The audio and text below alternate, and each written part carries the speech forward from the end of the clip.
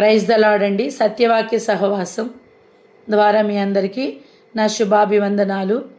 మరి దేవుడు ఈ దినమందు మనతో మాట్లాడుతున్న ఒక మంచి మాట, బైబిల్ మాట, మనల్ని మంచి మార్గంలోనికి నడిపించే పరిశుద్ధమైనటువంటి మాట, పాపము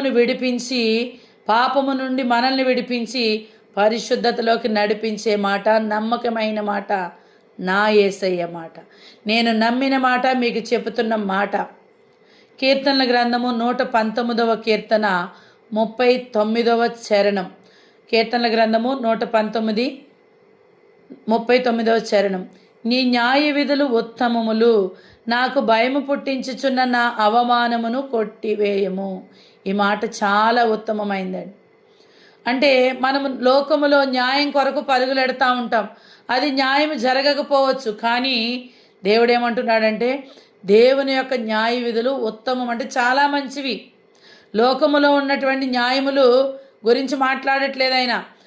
నా న్యాయ విధులు ఉత్తమమైనవి.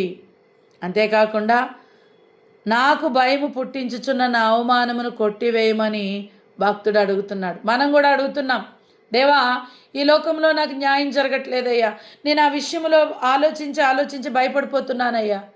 దేవా నీవు నన్ను జ్ఞాపకం చేసుకుని ఈ అవమానం ఏదైతే ఉందో అది నాలోంచి తీసివేయ్యా.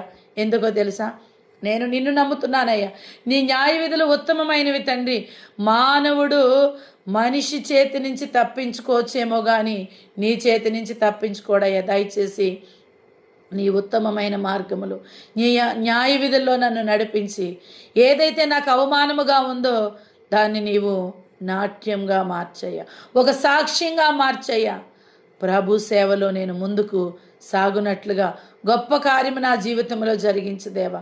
నీవు నా జీవితంలో జరిగించిన ఈ కార్యములు అనేక మంది ముందు నేను సాక్ష్యము చెప్పే విధంగా నన్ను నిలబెట్ట యేసయ్యా. ఆమెన్.